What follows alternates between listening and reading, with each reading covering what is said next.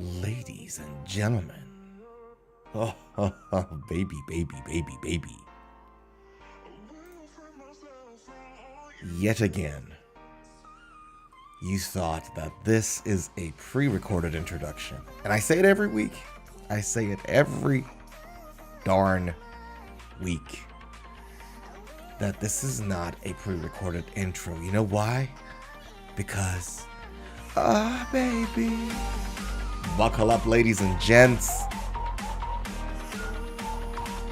6-string slingers. Let's get the party started.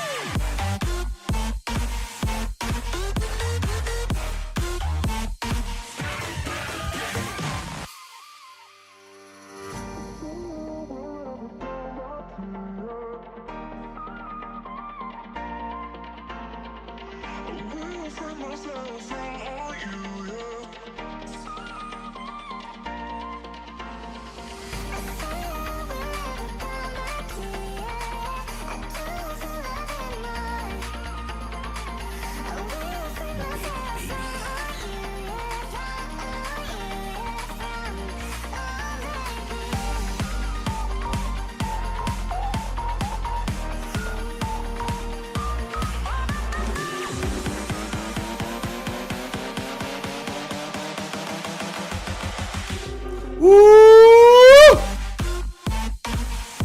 Ladies, gentlemen, baby, woo!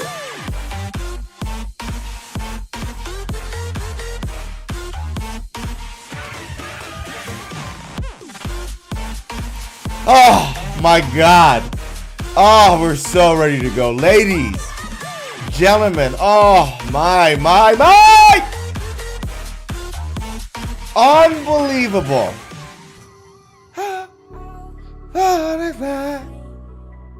The devil's in the detail.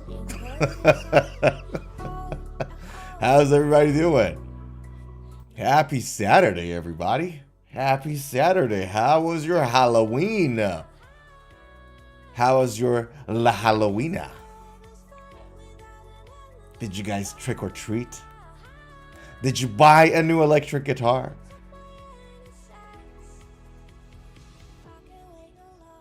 Playing with the monsters you like.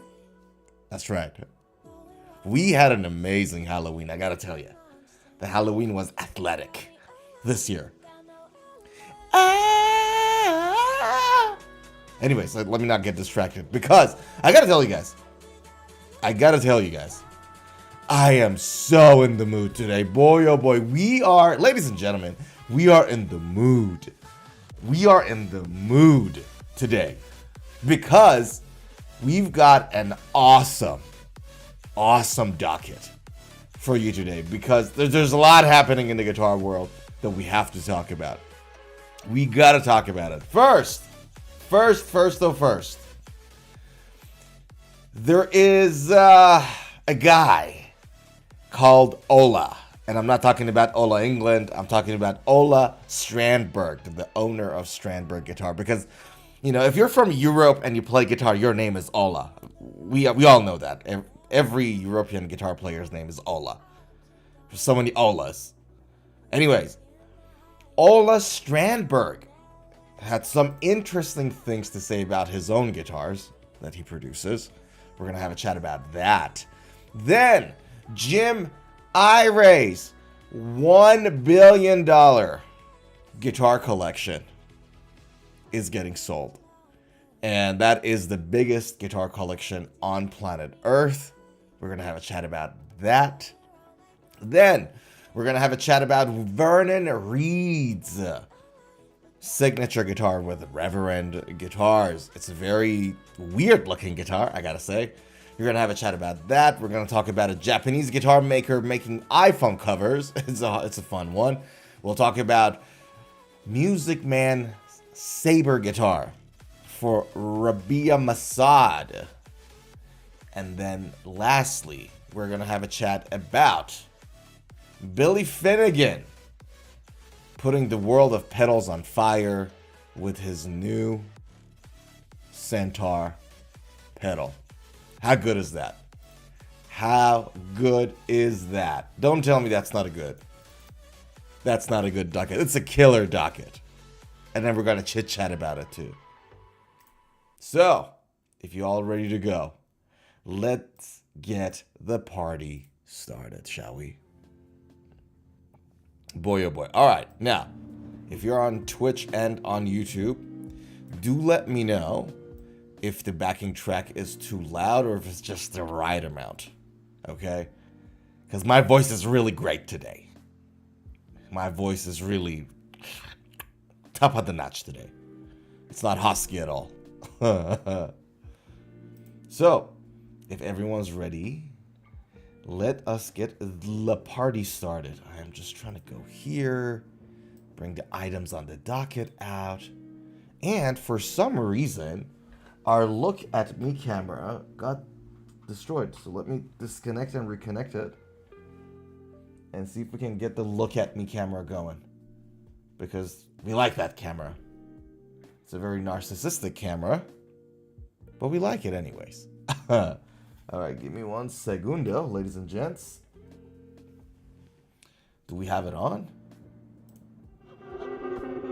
No, we don't have it on. Okay. I wonder why it got disabled, man. I wonder why. What happened to that little... Yeah, that's so weird. Alright, we'll check it later. We'll check it later. We've been betrayed, is all I say. But if this camera fails now, that's the end of the stream. That's like, God bless America, good night. Alright, let's get the first item on our Docket started. Alright. Now, like I said earlier when we were starting, Ola Strandberg said something really interesting about Strandberg guitar. So guys, for those who don't know, Strandberg guitar is a headless guitar brand. Now, they didn't invent headless guitars, because headless guitars were like created, I don't know, 70s or 80s. But they've really made them popular again. And their designs of those guitars are extremely futuristic, right? I mean, just to give you guys a bit of an idea, if I just go and Google Strandberg guitar, right, and I'll just take you guys to the images, you guys can see how really futuristic and modern the design of these guitars are, right? And it's not just that, so this is like just the shape and the aesthetics of it that you guys can see on the screen, but then, like, you know, their neck, their endure neck is completely differently made to traditional guitars. Just everything about this guitar. The more recent models, the necks are not reinforced with carbon rods, it's reinforced with titanium. So it's a really futuristic, forward-looking company when it comes to the design of their guitars, right? Now, Ola Strandberg said something really interesting that I thought I want to talk about it today. That's the last barrier we have to tear down, he said. The one thing stopping headless guitars being embraced by traditional players, according to Ola Strandberg. Now, Strandberg instruments have been pigeonholed as metal guitars, but the company wants guitarists to realize they are not just for prog players. First of all, this first line, I think it is factual, and I like it because that means us metal players are the most open to new guitars and new experiences in the market. Like, I just want to put it out there. We metal players are just really good at this stuff, okay? Dorotio, what's happening? How are you? So yeah, they believe that Strandberg guitar has been pigeonholed for metal players, basically, and they're metal guitars. Ola Strandberg has opened up on brand's final frontier in its quest to win the hearts and minds of the guitar playing community at large. Thanks to his innovative... Sorry guys, that was my sneeze. Thanks to its innovative approach to ergonomics and playability, Strandberg guitars has helped pave the way for a whole new era of electric guitar design. Not only has it changed the way people are viewing headless guitars, but also it's pushing the limits of what a guitar can do. And it's too radical for people, basically. That's what the whole thing is saying. Now, going back to what Ola said, he's like, well, look, obviously we're somewhat pigeonholed in the prog metal scene, so there's a lot of room to grow. We try to build a product range that will meet everyone's need regardless of music genre. I think visuals, that's the last barrier we have to tear down, because in terms of playability, in terms of sound, we have it. It's more in the minds of the players that we have more work to do. Okay, so here's the thing about them thinking that they're pigeonholed to the prog metal community. And they are in a way. It's not the fact that Strandberg is not producing good enough guitars. You have to understand that the guitar community is not at large, so I'm not just talking about the metal guitar players now, just talking about the guitar community, guitar buying community at large, is not a fan of innovations. I'll just be honest with you. Half of us. Now, there are people like me who love new stuff and constantly look out for new stuff, buy more modern guitars, right? So, but we as the buyers vote with our pockets. To this day, the biggest brands of guitars are Fenders and Gibsons, and the most popular body shapes are Strat, Tellys, and Les Pauls. Okay. I mean, why is that a teenager fancies a Les Paul Gibson and they think like the ones made in the 50s are so it? Right? People don't like change. People just don't. Right? And so I think that's one of the reasons why. Now, believe it or not, like not everybody is like that, obviously. I'm not like that, clearly. Like, I've been eyeing down some Strandberg guitars now that we're talking about it, actually. I haven't bought one yet because I wanted one with the maple fretboard, and I couldn't find a cream white guitar with maple fretboard and metal pickups. So that's why I haven't bought one yet. But the reality is that people don't like change, and the Strandberg guitar design is too unfamiliar with a lot of people. That's the reason why. It's not what Strandberg is not doing. It's just that the cost of being too far ahead of too far ahead of the market is that not everyone will follow you there, you know.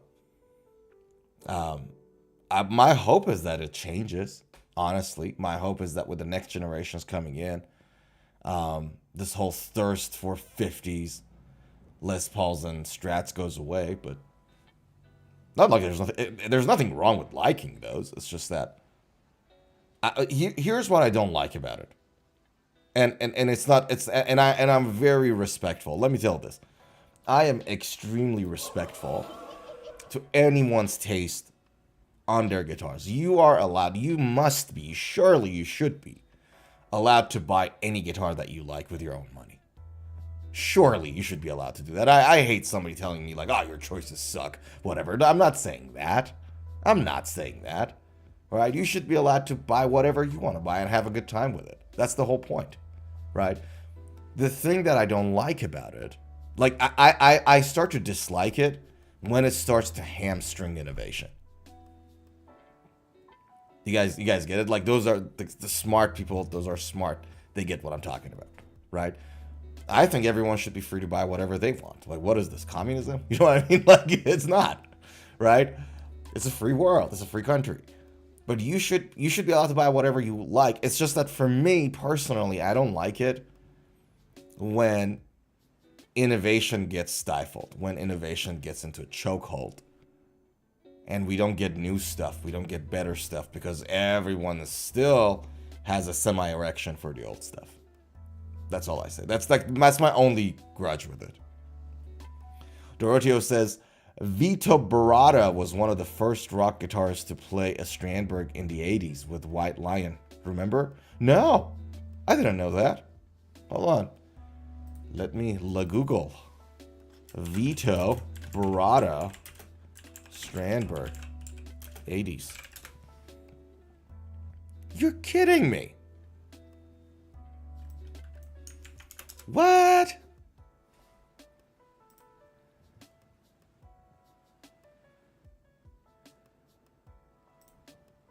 Is that a Strandberg? Hold on, I'm not sharing my screen, sorry. I had no idea. Was this a Strandberg? No, that's a Stein. That's not a Strandberg. That's the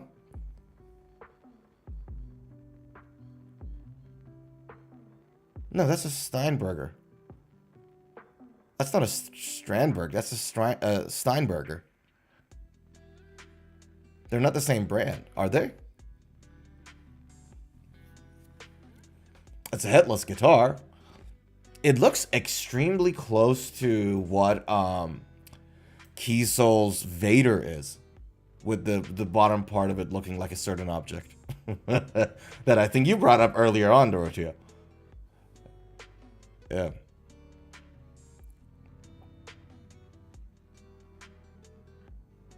Yeah.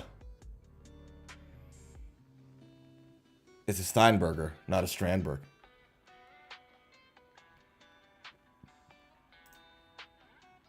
Yeah. Funny, huh? The way to the future turns out to be back to the 80s.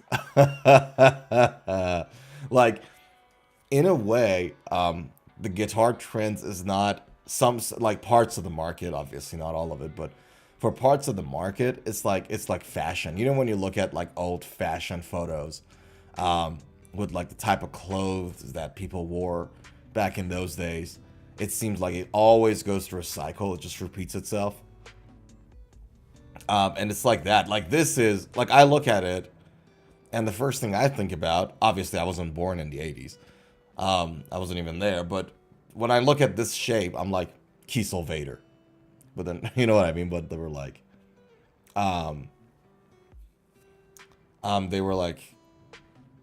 Steinbergers. They weren't Kiesels or anything. But yeah, headless guitars are, like Dorothea very correctly said, headless guitars are not a new phenomenon. They've been around since 70s and 80s. So yeah, that's the thing. You know what? Another thing that people might not like about headless guitars in general, the weight.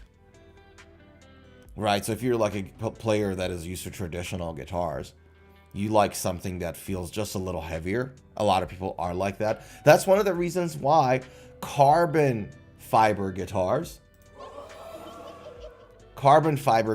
weren't as popular, and still aren't as popular. That's one of the reasons why, because carbon fiber has a very, very high strength to weight ratio.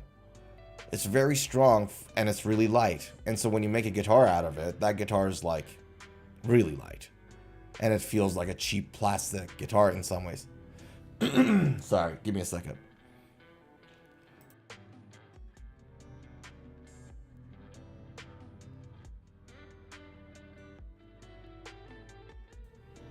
Yeah, so that's one of the reasons why. And so headless guitar is kind of like that.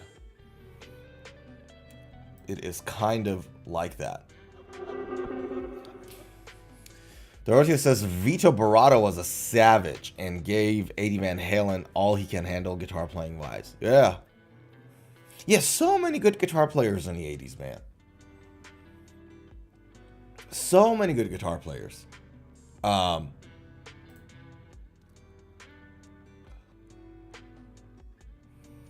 Is there like a video of his that we can see?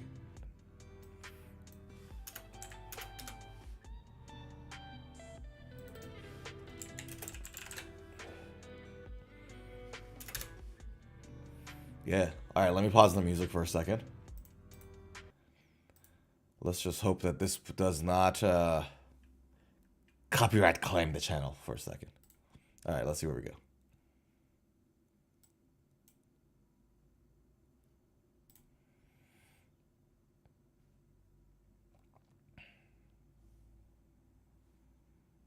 Wow. There he is. Yeah.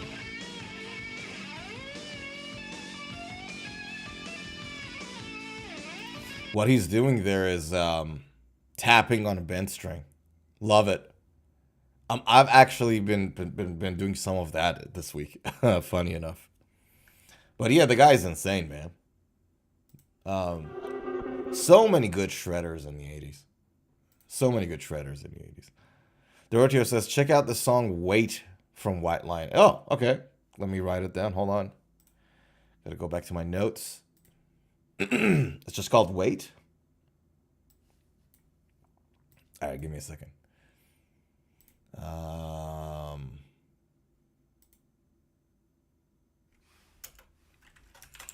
White Lion. Wait. Okay. I'll have a listen. Thanks for that, man. I'll check it out.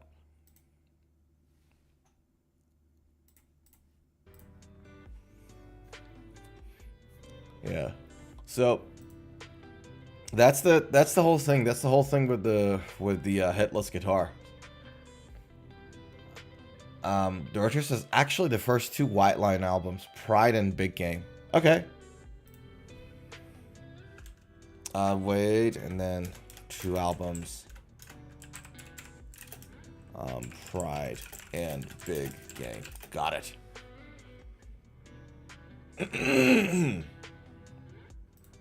Got it.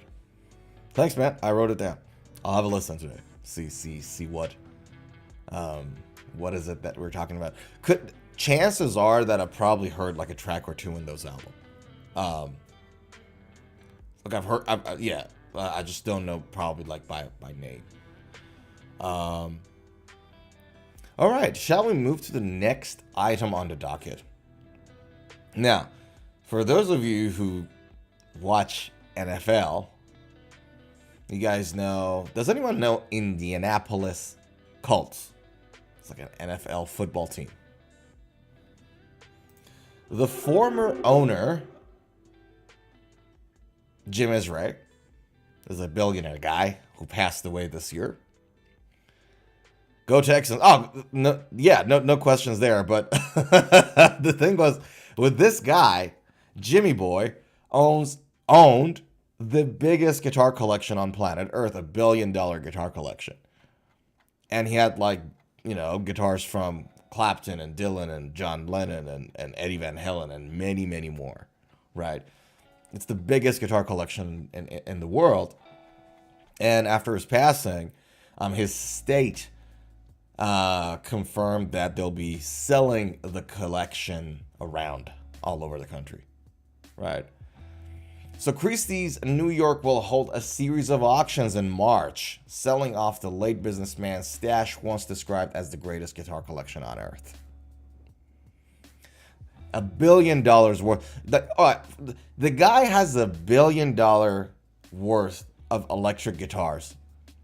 And people complain about me having like 10 guitars at home. Okay. I just wanted to, before we even continue, I just wanted to talk about the unfairness of this treatment. The way I get treated. For like, I got like a few at home and I just want to buy a few more and It'll be nice. And I just keep getting shit for it. Like, I mean, talking about guitar acquisition syndrome, my guy has guitar acquisition syndrome. Like that's as good as it gets.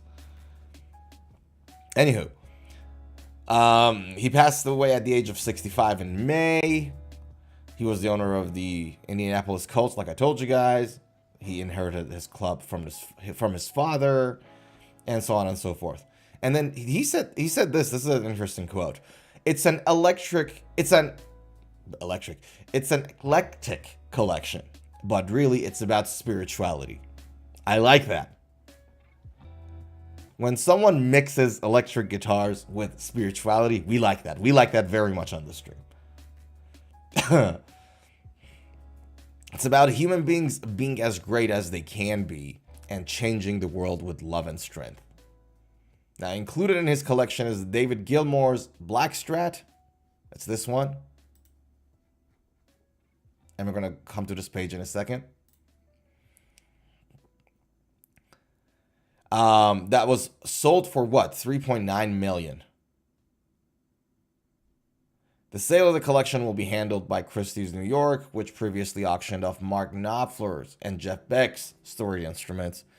And it will be in March, which is cray cray. And that's him. That's Jimmy Boy. This decision was not made lightly, but with deep reflection and love for the legacy he built, is what the family says. Let's be honest, it is about the money. But now, here's the thing. So the reactions to this wasn't that crazy big in the guitar community, but there was this article on guitar.com, which I thought it was interesting when I was reading it. And the guy who wrote it is basically like, his name is Josh Gardner. Joshy thought that this is a sad thing. It's a sad moment in guitar history. And the reason I'll just summarize it for you without having to read all of it. The reason he thinks it's a sad thing is because he thinks that this collection will now be bought, like bits and pieces of it will be bought by different, collectioners and different guitar passionates. And forever, it'll be, held away from the public to see. Like they'll become private property, right? Whereas later in Jim's life, he would actually tour with his collection to get people to like he would literally have like a moving museum, so to speak, right? Move the collection around the country for people to see all these guitars, right? So he actually shared it with people before his death. But now with the purchase of bits and pieces of the collection by different people, obviously a lot of these guitars will be hidden from the public eye for forever. They become private property. And what the writer of this article says is that the fact that these iconic guitars, so many of them, hundreds of them, will become just gone forever is a sad thing. And here was my initial reaction to it, and I'm still holding on to it, right? I could not care. I could not give a damn about it, right? There's a few guitars like David Gilmour's Black Strat, right? That I would hope, like maybe 5 guitars that I would hope they would find their way to the museum of rock and roll. For the rest of it, in all sincerity, I could not care at all. This whole fascination with guitars from the 50s and 60s is insanity, right? Like, we don't have that fascination with anything else, like other than like drinks like wine or whiskey. We don't have that fascination with anything else that is like this old. Like if I took you to a guitar dealership, right? And I'm like, all right, well, this is this carriage that was made in the 50s. And here's a 2025 Lambo. Here, those are the keys, A or B. Take whichever one you like. Anyone with their sane mind would go for the Lambo. Right? We won't be like, oh, you know what? But the way the the old school, that 50s car sounded the way the 50s was sounding. No, goddammit, like, if you give a damn about moving from point A to point B, you'll... Lambo?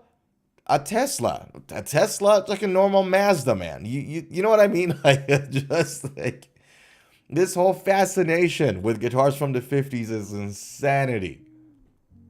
And it's even worse now. Like, here's the thing, right? All of those sounds can be exactly replicated by computers with AI and VST. With my frickin' multi-effect. Line 6 is the one I'm using. But there's Quad Cortex. Line 6 Stadium is out there as well, which has the Aurora realistic sound engine. That the technology is a quad-core multi-effects. It's indistinguishable to human ear. Paul Reed Smith, when they did the John Mayer signature to Silver Sky, the 50s Strat was the sound they were going for. They achieved something better. This fascination with 50s guitar is insane. It's just crazy. Doroteo says, get the Lambo and sell it to buy the classic guitar and keep the rest of the money. No. Get the Lambo, buy a Mazda, keep the rest of the money. But you get the point I'm trying to make? Like, it's insane. Why? Like, why? I get it. People grew up watching Hendrix. I get it. Right? So Hendrix, I grew up watching Kirk Hammett. So any guitar that Kirk Hammett holds gets my attention. That is the truth. I'm not like begrudging that. But there will be like there's billions of guitars in the market. Like, just leave it, man. You know, it's crazy. Tell you guys something. So there was this collectioner in Essex, England, that buys like signature guitars from the actual artists themselves. And then he keeps it and sells it. And he sells it. He actually flips those for like much more expensive. Let me see if I can find it. Because there was a PRS guitar that Paul Allender played. Paul Allender is the former guitarist of Cradle of Filth. Allender. Signature US guitar. And he was selling it, I think at the time I saw it at like 40,000 pounds or something. Which is like, I don't know, $50,000. Can I find it? Essex? I forgot the studio's name.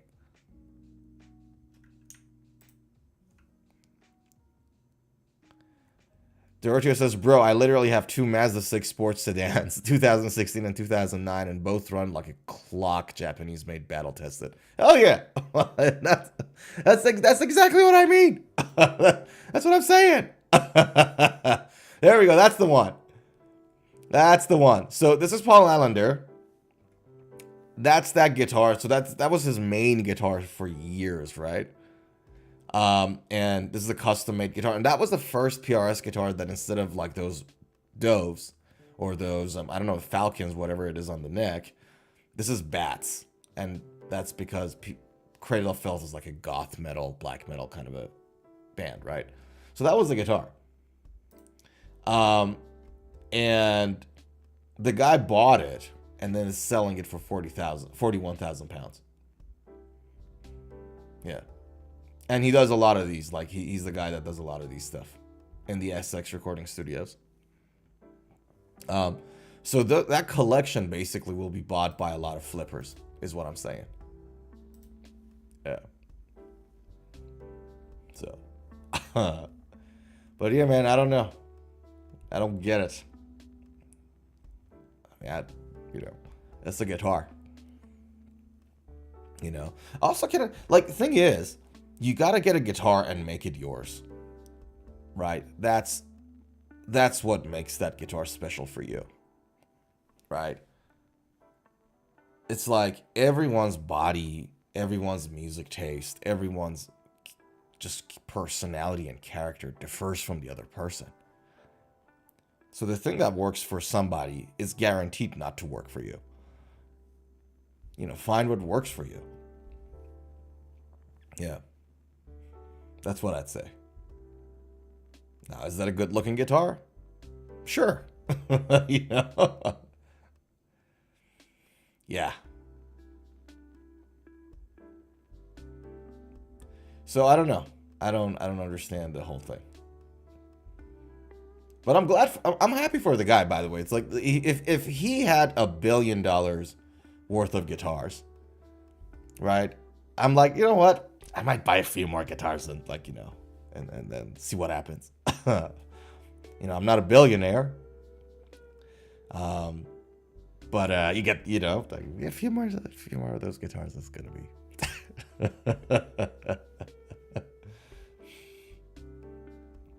Ay, ay, ay. Good God, man. Good God. What can I say? Speaking of new guitars, I'm not sure if I shared it on screen. Dorotio, I saw this Chapman guitar, which I fell in love with it. Someone was selling it secondhand. It's a 2016 Korean-made ML. Check this out. Hold on. Chapman ML3 Pro made in Korea maple. I'll tell you. It's a natural swamp ash one, and I fell in love with it. I'm like this close to buying it.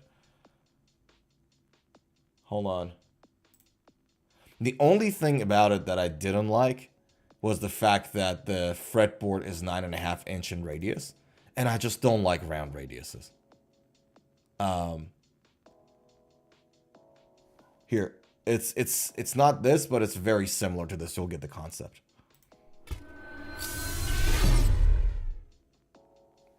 It's this. Let me expand this a little. I adore the look of this guitar. I always loved natural looking guitars, like natural wood patterns. Yeah, it's a Telecaster. It's the ML3. It's the Pro one. It's made in Korea, and the one that the guy is selling, he changed the neck single coil to a Sur neck single coil, which I again love those traditional sounding ones. And then the bridge one is just the Seymour Duncan one that the guitar came with. It's the Pro one that is made in Korea. The body contours are there. Everything is just great about it. Just 9.5 inch radius on the fretboard. I don't know how I feel about that. So that's the thing that's been holding me back. But I adore the look of this guitar. So yeah. 22 frets, oh no. It's a Telecaster. You know, this guitar is supposed to sound old school-ish. Yeah, but like, I love the looks of this. Like, I really do. Just like guitars like this, or the Nuno's N4, anything that like gives you that natural look of the wood and brings it out like that. I just adore this with the maple. Recently, I don't know why. Recently, I've been really into playing with maple fretboards, like, because almost all of my guitars, except from one, are with ebony. But for some reason, the Hello Kitty one is the only guitar that I have that has a maple fretboard. And recently, I've been playing with that a lot more. I just like the change of color. The challenge with the Hello Kitty one is that the neck is a little too thick. I don't like thick necks. I like thinner necks. But isn't this guitar beautiful? Yeah. I'm like, if I bought it, I'm gonna make a video and then tag Dorothy in it. Because I know you like Chapmans. How's playing, by the way? How's your playing sessions going right now? Are you practicing regularly? Are you playing regularly? Yeah. So, and I saw this, like, by the way, the guy was selling it with like a gig bag and everything. And I'm like, oh, good God. Going good? Love it. Hell yeah. Hell yeah, hell yeah. That's a good thing. We like that. We like that a lot.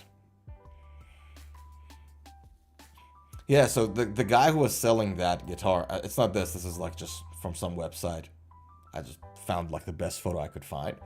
He was selling it for like around $600 US with gig bag and everything else. I'm like, that's a great deal. If the guitar is healthy, it's a great deal. So I may actually pull the trigger and actually go and buy it. Anyways.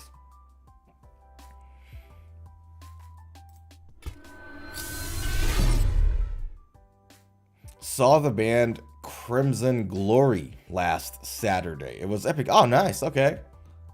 I'm glad you went out.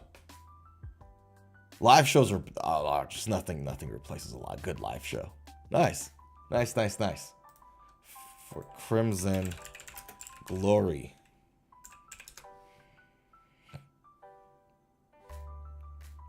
Here we go. For those who don't know. Hold on. Here we go. It's these guys. Yeah. There's a band formed in the 80s. Florida. That's what Dorothea was talking about, ladies and gents, for those who are not fully familiar. This is it. Yeah, you like the 80s stuff. You really do like the 80s stuff.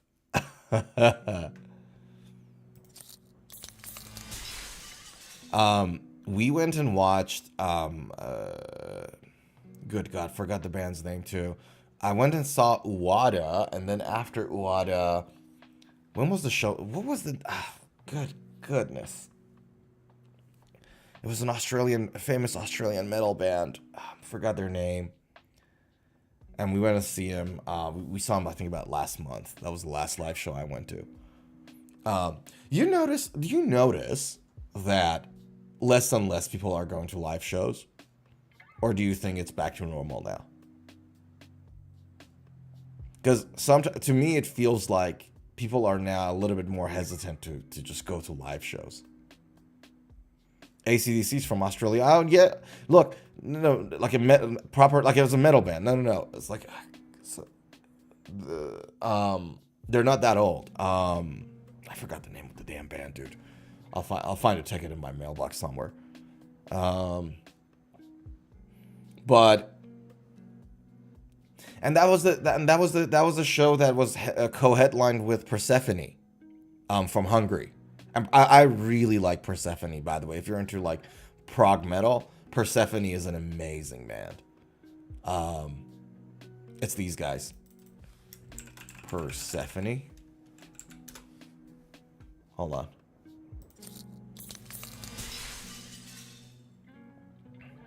It's this band.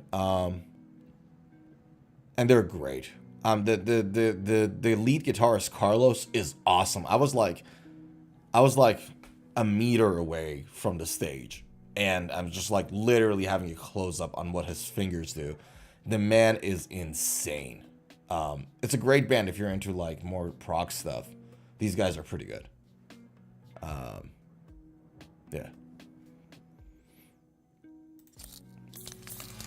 But yeah, I just feel like for some reason I have this feeling, and I could be wrong here, I'm just speculating, that less and less people go out to live shows. It's now like, when you go to live shows, you still see the younger guys coming in. But I don't know. It's like, it seems like, at least for metal shows, the percentage of people say that they are above the age of 40 versus younger than 40 is still heavily towards people that are like in their late 30s and more and older. So you don't see that many youngsters coming out anymore, at least over the past 2-3 years. It's been the same. It's been like that for me. Yeah. Dorothea says progressive metal is my favorite genre of metal. Oh, it's so good. I'm so glad to hear that, dude. It's so good. It's so good. So who is your favorite prog metal band? I can think of a few for me, but who is your favorite, like, top 2 or 3 songs, prog metal, that you really enjoy. While you're typing it, there is a song that Tesseract has called Tesseract. It's called it's a famous song too. I'm just not good with names. It's called Something of Mind or whatever. And I have it on my Spotify.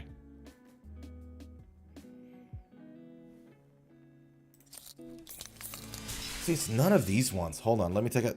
I gotta pull out the Spotify now. And I've been listening to that song a lot lately too. I just don't know the damn name.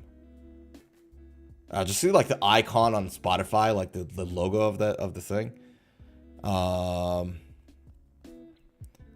And it's called Of Mind. Yeah, I was right. Of Mind. It's called Off Mind. There we go. I was right. I really like this song. So this is like really, really fun to listen to. And it has a really cool, like, weird time signature and some bunch of time signature changes. Doroteo says, Rush, Pink Floyd, Genesis, King Crimson are the pioneers of progressive metal. Really? Alternative rock bands? Yeah, it's not a surprise to... I never thought of it that way, but it's not a surprise, actually. Yeah, because usually, like, the alternative rock bands are a little bit more complex in their arrangements and in their music. Like, what they produce, produce is a lot more complex. So, not surprised at all. Not surprised at all. There is that, and then there was another band. I recently started to listen to that song. Good God, let me find it for you guys. The song is called Shell 2. Hypnose.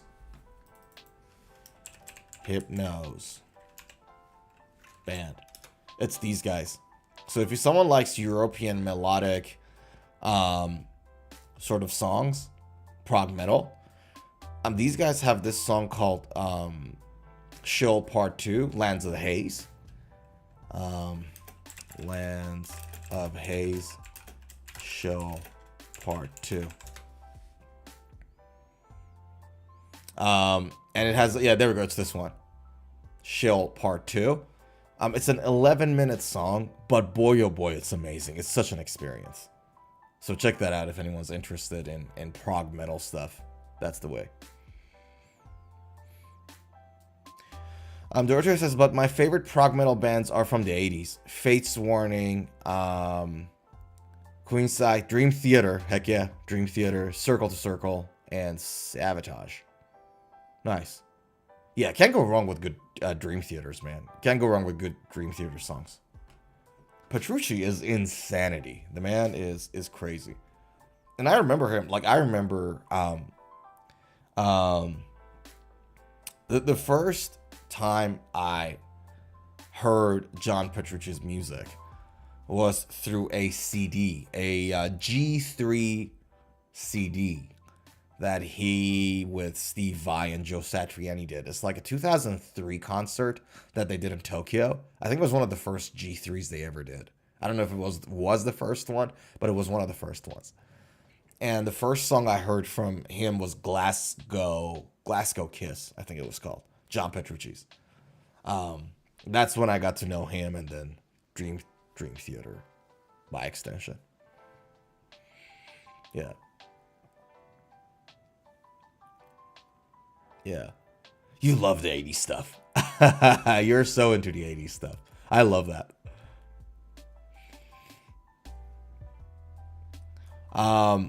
Chris Olivia from Sabotage was a beast of guitarist, Doroteo said, but sadly died in a car accident in the 90s. Okay. Yeah, so many guitar players pass away with these accidents. So many. Yeah. Did it have anything to do with alcohol? Just curious. Because I'm like that, that era when a guitarist passes away in a car crash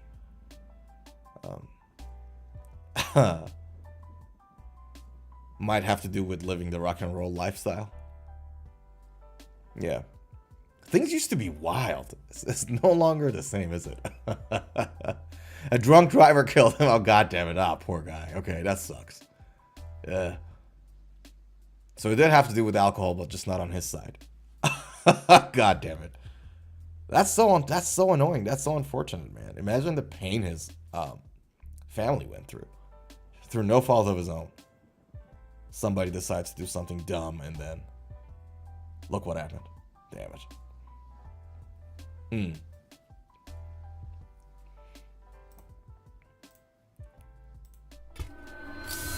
Look what happened.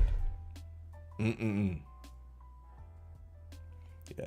It's I don't know. Like, I think the culture is just much better when it comes to drinking and driving these days. So you get less of those.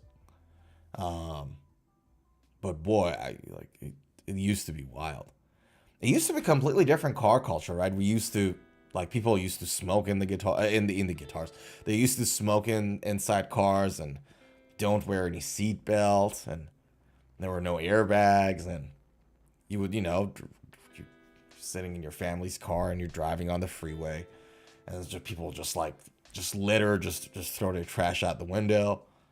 It used to be like that. Things changed a lot, and I think there's less drunk driving, which is a good thing. But boy, oh boy, it used to be wild. So, anywho, all right, let's jump to the next item on the docket.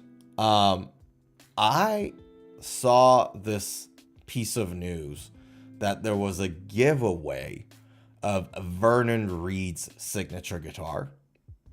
And now I couldn't give a damn about the giveaway, but the guitar is very, very aesthetically nuanced. Check this out.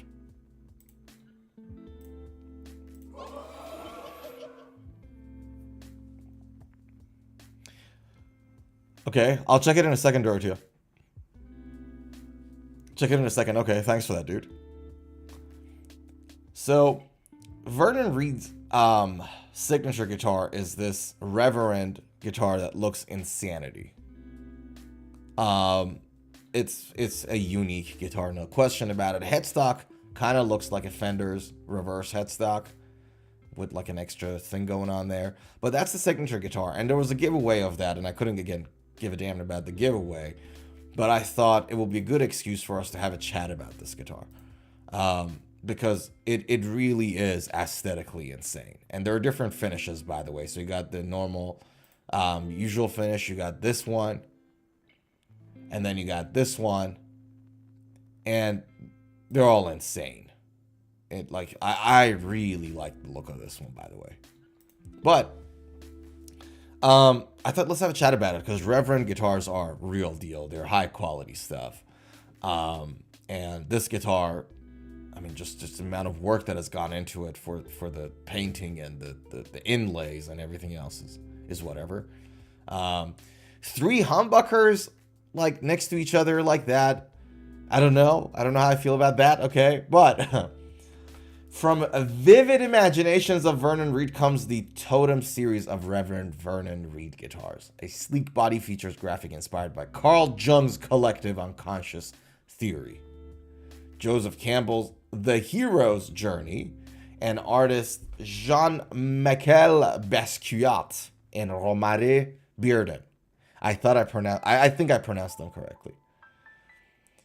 Right, and then West African Adinkra, I have no idea what that is, cymbals adorn the pickups, so that's these 3, I guess.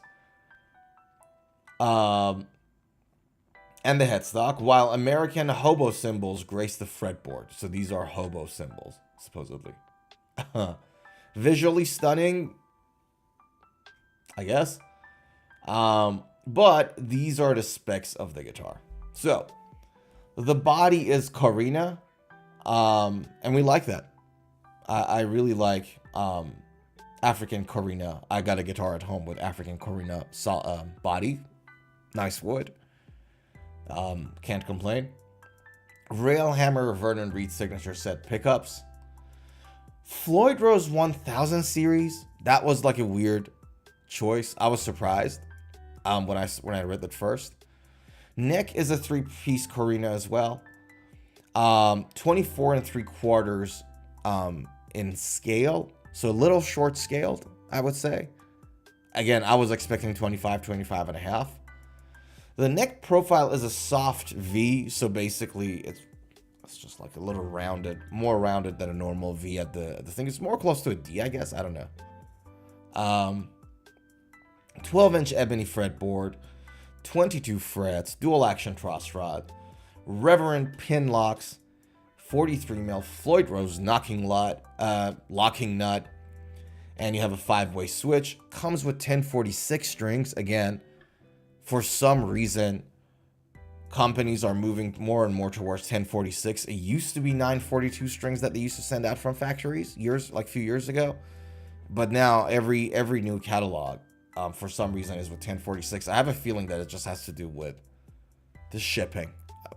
Partially, I think it'll have to do with shipping, so that when you ship a guitar across the world, the strings don't break or are less likely to break. So that's my guess. But then in a way, here's the thing, right?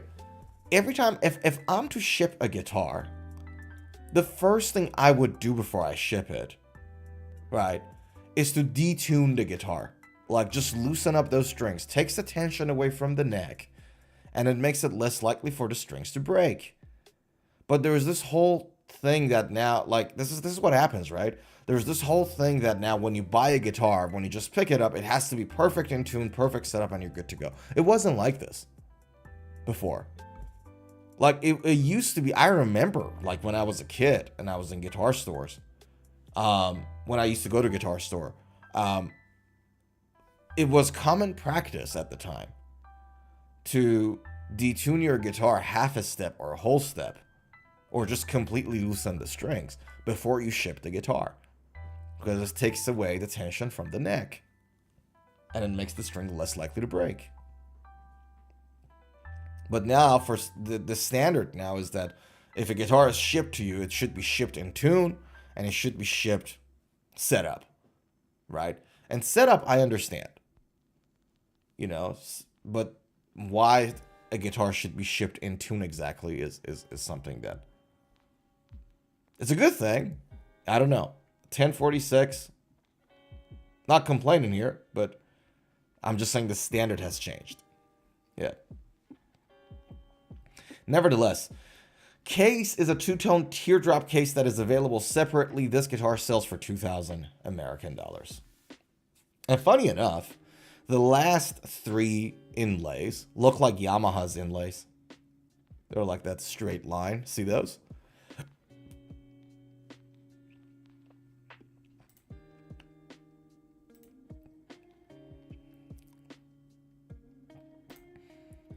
They've done a lot of work on the aesthetic. That's for sure. Yeah, so reverse Fender headstock. Very, very much. With that extra, edge there. But if it was like a flat, like if it was like a smooth surface right there, that'll be an exact replica of a reverse Fender headstock.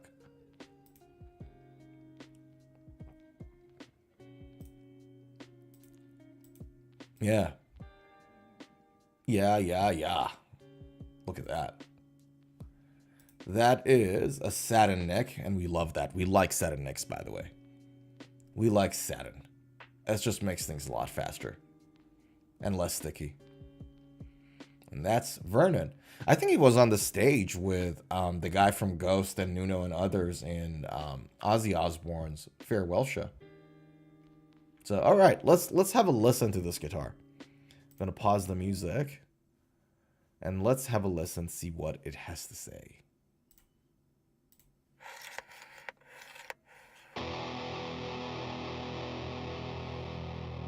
Dun, dun, dun.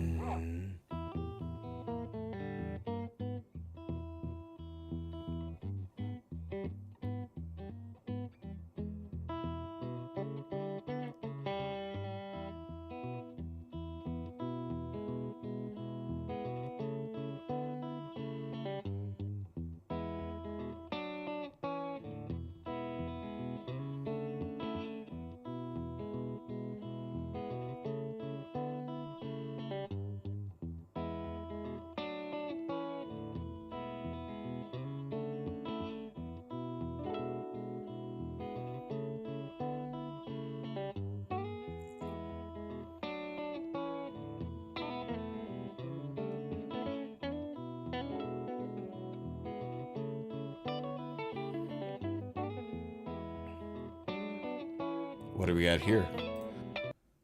What do we have here? Hold on a second. Hold on a second. Uh-huh. Okay. Do you need that many pedals to get this sound? I just wonder. Do we really need that many pedals to get this sound? Because, I don't know, there was nothing special about the sound of the guitar. Like, it wasn't like something insane or crazy. It sounded good. It sounded really nice. But you probably could have got that just directly plugging the guitar into an amp. I have a feeling. And I could be wrong. But yeah, it's an insane looking guitar, and I really like the look of this for some reason. It really looks good. Imagine if it didn't have the middle pickup. And it had Schaller instead of Floyd Rose 1000.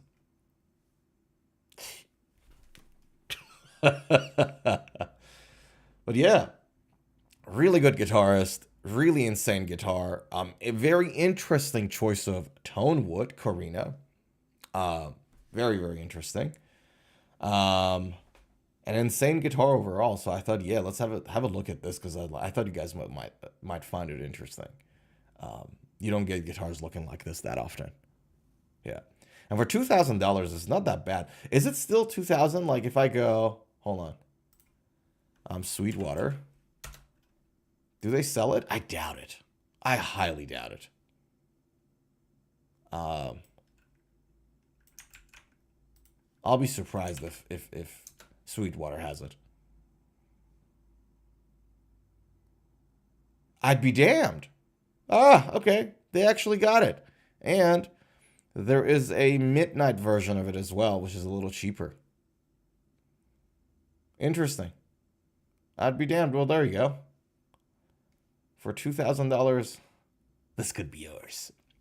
I just realized Black Friday is coming. Now through November 12th. Early access up to 45% off. Yes, it's November, isn't it? It's November. We are officially in November. And comes Black Friday not long from now.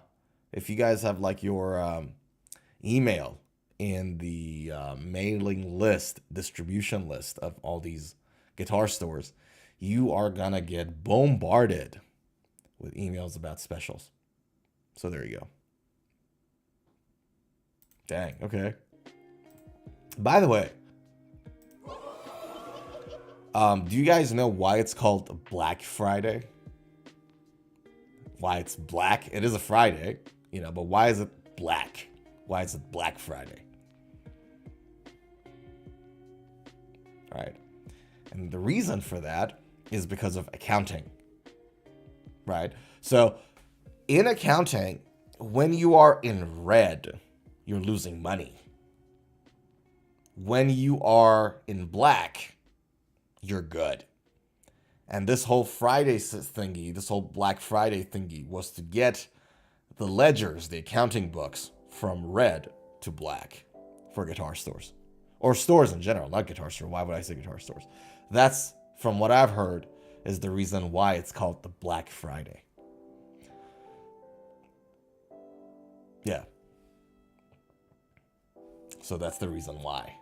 You go from red to black. Black Friday. Yeah. Dorothy says, accounting. Wow, learned something new today. Yeah, I didn't know that. Like, you know who said it to me? I used to work in this British cosmetic company, and we were expanding their operations in Australia and in the US. And the manager, she was a very interesting person, and she brought this up. The company had Black Friday sales, and we were cracking jokes about Black Friday or whatever, and it's like, by the way, do you guys know? And I'm like, that's the reason why. Now we know. Now, Dorotio, you said something earlier. You said from heaven. You like maple fretboard. Check out the new Schecter C1 Standard Plus guitar in blue fade. Let's check that out. Hold on a second. Schecter C1 Standard Plus blue fade. Hold on, hold on. Ooh. Ooh. Is that the one you're talking about? Is that it?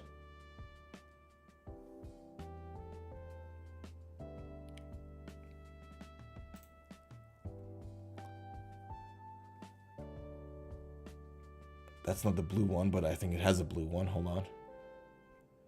Where's the blue? Why is it that I click on the blue and this comes? Ah, there we go. See, there we go. Okay. Nice. C1 Standard Plus goes for $550 and looks insane, by the way. I love the look of this. Damn. What a beautiful fade. Looks like seashore. Looks like the sea.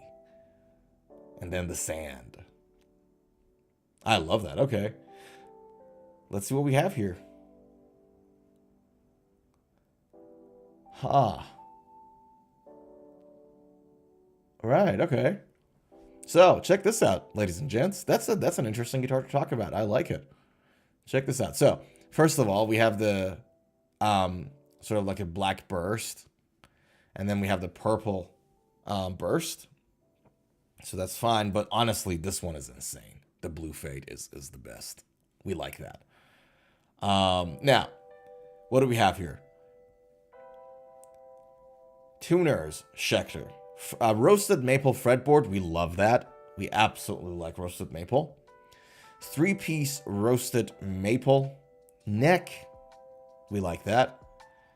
Black dot inlays, 25.5-inch scale, thin C neck shape. We like. All right, we really like the neck. We absolutely adore the neck. Look at that, 24 jumbo fret, 14-inch radius, graphite nut, and a two-way adjustable truss rod. Knot width is perfectly standard. Okay, I adore the neck on this guitar already. Just theoretically looking at this specs, that sits right in my lane. I like it. I really like the neck. Doroteo says, I'm thinking Guitar Center or Musician Friend will have a good deal on it on Black Friday. Yeah, pull the trigger on it, dude. If you like it, pull the trigger on it. I should pull the trigger on that Chapman one that I told you about. Yeah, Black Friday is coming. It's a good time to buy. Plus, strategically, you're more likely to get good deals in that time of the year, irrespective of Black Friday, because what comes January 2026, NOM kicks in, and all these new models of guitar come out. So all these guitar builders will put specials, and they're already doing it already from weeks ago. You would get 20% off in PRSs and Strandbergs and all that jazz because new models are coming out. Schecter necks are super similar to Chapman necks. Oh, okay. Didn't know that. Yeah, but this neck is insane. Nice flat 14-inch radius. My main guitar is 14-inch. Love it. Could have been a little flatter for me, but 14 inches so good. Better than 12 or 10 or 9.5, swear to God. Shaolin, what's happening? Shaolin says probably the same factory. It could be. Are they all made in Indonesia? Actually, no. The Chapman that we talked about earlier on the stream, Shaolin, I'm not sure if you were watching. That one is made in Korea. I think these ones are either made in China or Indonesia. I have a feeling this is made in Indonesia. We can check. This looks like, my guess is that this is a Cortec built guitar, but I could be wrong. The other one is from the Worlds. It's from Korea, South Korea. Yeah.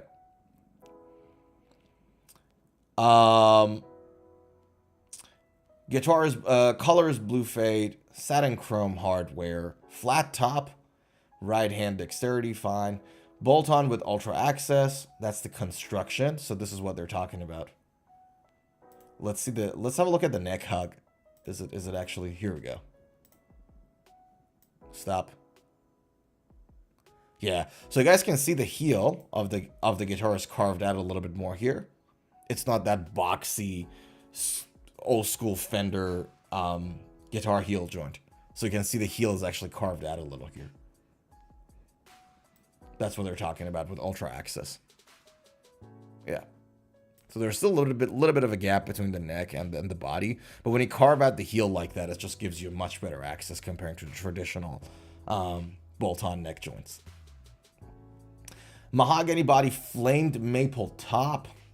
So, dude, Doroteo, this is a flame maple top. It's not even a veneer.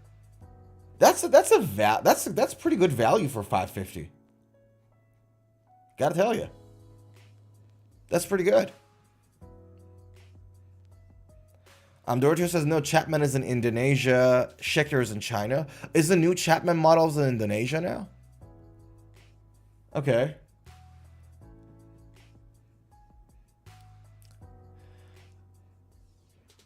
What do we have? Schecter Richter 6 with satin chrome on both neck and bridge, and then metal dome knobs, and it comes with 1046 strings. So not 1052s. Comes with 1046. That looks really that looks like decent specs for $550. That looks really good. And I like the minimalist bridge too. Huh. That's already really good value.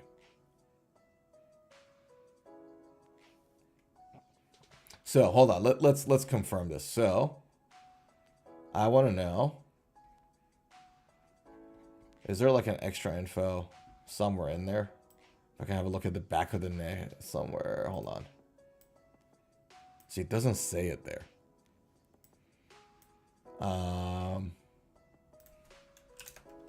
Give me a second. Let's go to AI mode. Where is Schecter C1 guitars made? China?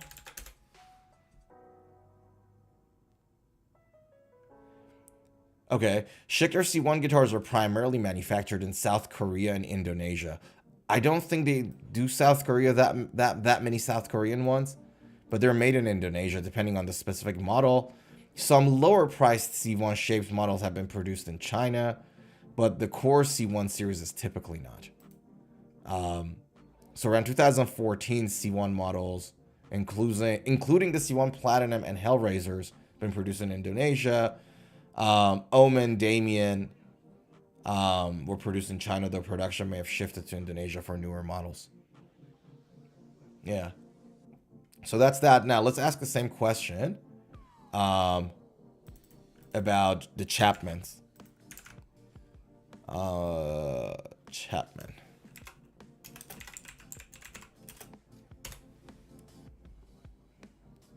Okay. So Chapman guitars are manufactured in different countries depending on the model. Standard series are in China and Indonesia. Pro series are in South Korea. And then you have the ML3 Bob Scallion signature baritone. That one is actually no longer in production. Rob Scallion moved to Schecter. So this is like a very old, this is an old one. It was manufactured in the USA for a limited run. So that no longer exists. We know that.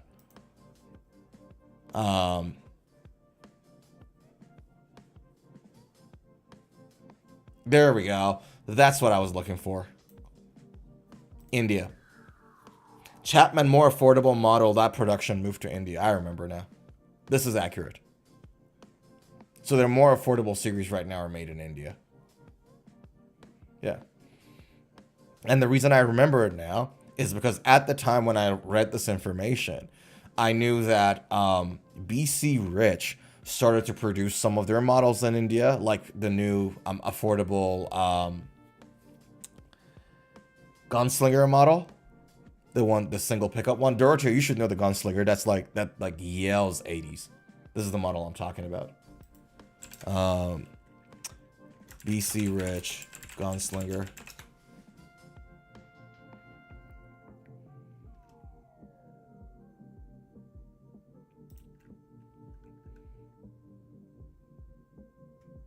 That's the one I'm talking about. I think I've seen the white one. Yeah. So what a bad contrast. Such a bad image, by the way. You got a white guitar and then you put it in a white background like this with no border. That's insane. All right, that's a better one to go. So this Gunslinger goes for $900, right? It's produced in India, and the quality of it sucks. It's such a horrible guitar. It looks awesome. It's like it's Yale's 80s shredder, right? But this brand moved their stuff to India, and the quality just went even lower than what it was before. Because BC Rich used to be really good, and then they shot themselves in the foot like 10 times with quality control issues. And then they revived this back and then took it to India for production, and it's even worse. It's such a bad guitar.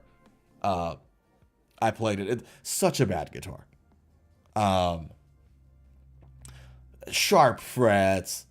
Badly sanded neck. It was just not good work for $900, right? And they made these in India. And I remember at the time that I read that Chapman moved their affordable models to India, my brain made the connection to this guitar, and I was like, without even seeing the Indian guitars, I was like, oh God, I hope it's okay. I hope the quality doesn't go down the drain. For Chapman guitars too. I remember now. Yeah.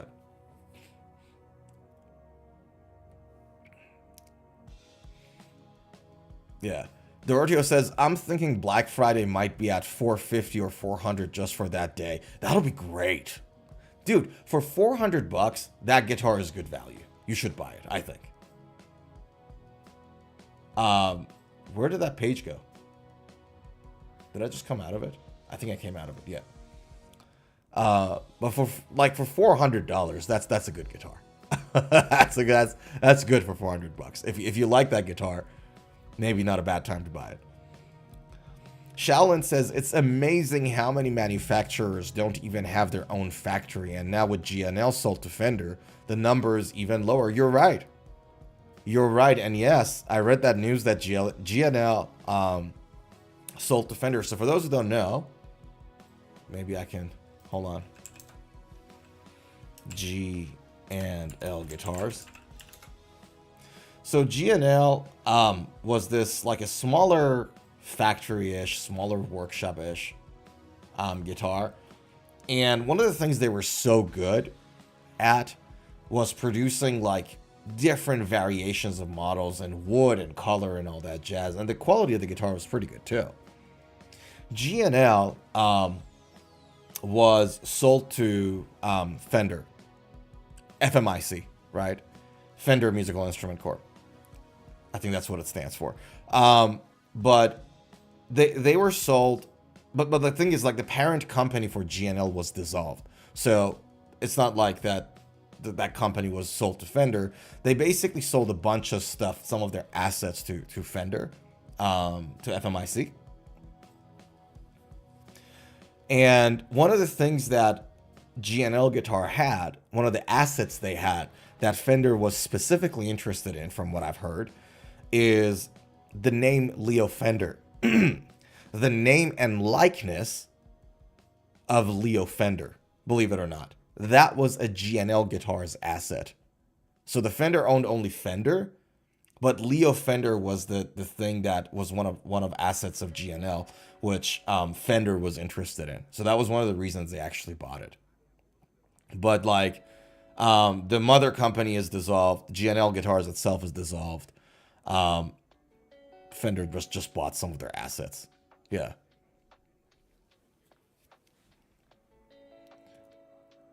Yeah, Dorothy says, yes, familiar with BC Rich guitar. Sadly, the brand is a dying breed. Yeah. Shaolin said, it seems like they didn't buy them for eliminating the competition. They just wanted the Leo Fender name. That's exactly what I just said. Yeah, that's exactly what I just said. You're right. They just wanted the Leo Fender name, which G&L owned, and now Fender are registering it as their own. You're exactly right. That's exactly right. Look, G&L wasn't a competitor to Fender. They were just not, right? For a variety of reasons. Number one, Fender already covers, for the similars, like say a Telecaster or a Strat model, right? Fender already covers the low end of the market with Inspire and the higher end of the market with Custom Shop, and then everything in between, right? with like Player Series and Pro Series and all that jazz. With like Mexican made Fender, and then the Squires are playing around like with Indonesia and higher quality, lower quality. Like they've got it all covered there. And GNL Guitars was relatively a small workshop. Like they weren't nowhere near as big as Fender. I don't think these guys were like the biggest competitor to Fender. Like I don't think that was competition was even a thing there, consideration there.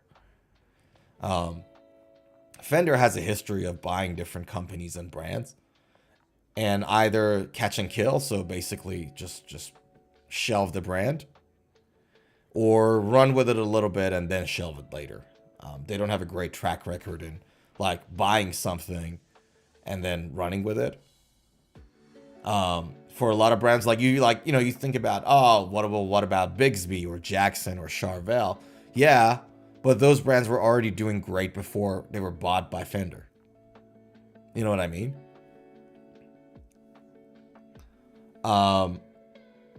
I don't think competition was a problem there. I genuinely don't.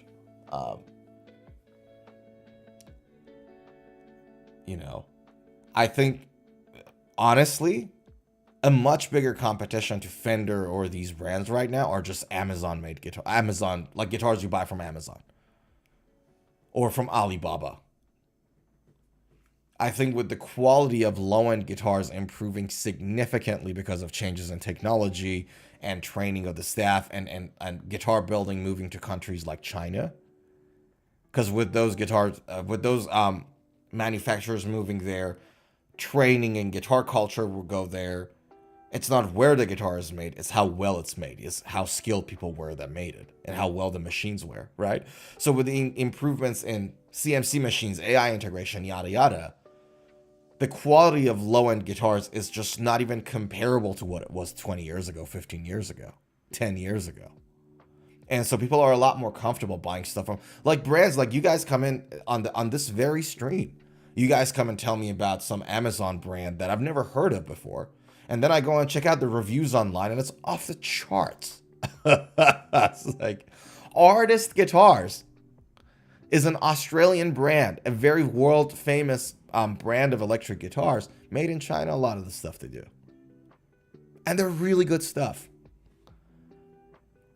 I think a much bigger competition to a company like Fender in, say, for example, affordable Telecasters or affordable Strats. I think it's a much bigger competition there, like the Chinese made Amazon stuff. Yeah. Doroteo says GNL was an obscure brand. Mostly the hardcore players knew the brand. It was a very niche brand. I agree with you. It was a very small workshop niche brand. I completely agree with you on that. Zuhair, what's happening? Zuhair, how are ya? Says, hey, hope you're well. Hope you're well. Totally forgot about the live playing the Spider-Man video game right now. Oh, nice. Okay, so you didn't sell the PS5, did you? You didn't return to PS5. You installed Spider-Man on it, didn't you? I think you did. Shaolin says, seems like everything is consolidating into big builders and holding companies. It's going to kill innovation and kind of sad.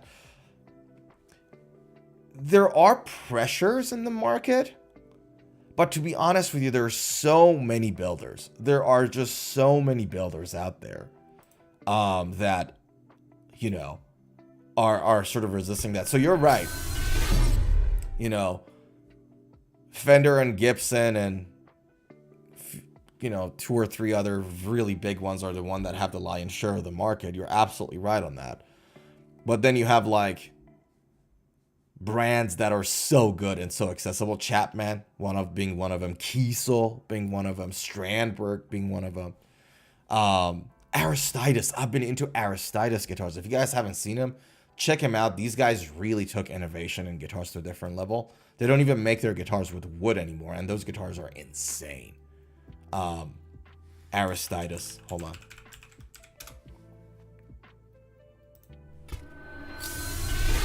It's these guitars. And they make their guitars with a certain proprietary material that is like as resonant as any wood you get. And these guitars look insane. And the way they make him is like, you guys know how like you got the way a glass is made? You know, you got the material thing and you blow air in it and something like that. The process of shaping the initial shape of the guitar is not that different from these guys, from what I've read. Aristides guitars, check them out. They're really high quality stuff. You got other brands like Mayones, for example. Again, adore their guitars. I really like their Regis models, for example. So what the reason I said it is just to say, look, there's so many other smaller builders out there, and with the internet and everything else, the access is more democratized. So yeah, Fender buying stuff left and right, Gibson big, you know, some few companies are pretty big, but you can vote with your money and go and buy a guitar that is not from these companies. And I think a lot of people are doing that. I'm certainly doing that.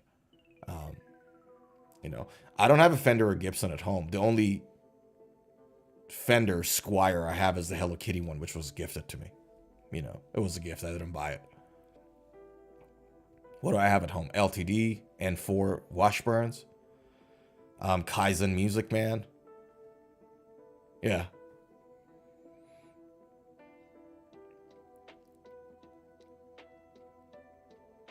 Doroteo says Firefly and Leo James are excellent off-brands if you're on budget. Yeah, Fireflies are really good too. I've heard a lot of good stuff about Fireflies. Haven't played with one myself.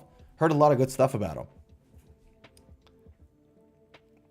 Shaolin says no one is a competition to Gibson and Fender. They're not even close to number 3. Those two dominate the market. Yeah.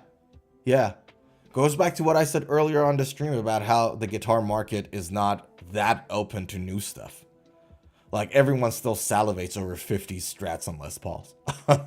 So, part of it is that. And Fender and Gibson, you know, made the wave in the 50s. And they're still taking advantage of the wave. But yeah, the guitar market, the guitar community, guitar buyers, still so many guitar buyers salivate over 50s Les Pauls and Strats and Tellys. So, you're right. That's the reason why Fender and Gibson are so big. One of the reasons, you know. Zuhair says, not yet. I think you're talking about the PS5. Might keep it just regular how much I... Just regulate. I think that's what you want to say. How much I play. Yeah, fair enough, dude. I hear you. I hear you.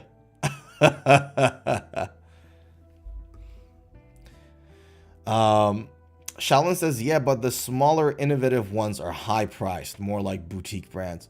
You're right. Most of them are. But there are stuff like Artists or Firefly that Doroteo mentioned. That I gotta show you guys this then. Hold on. Artist guitars.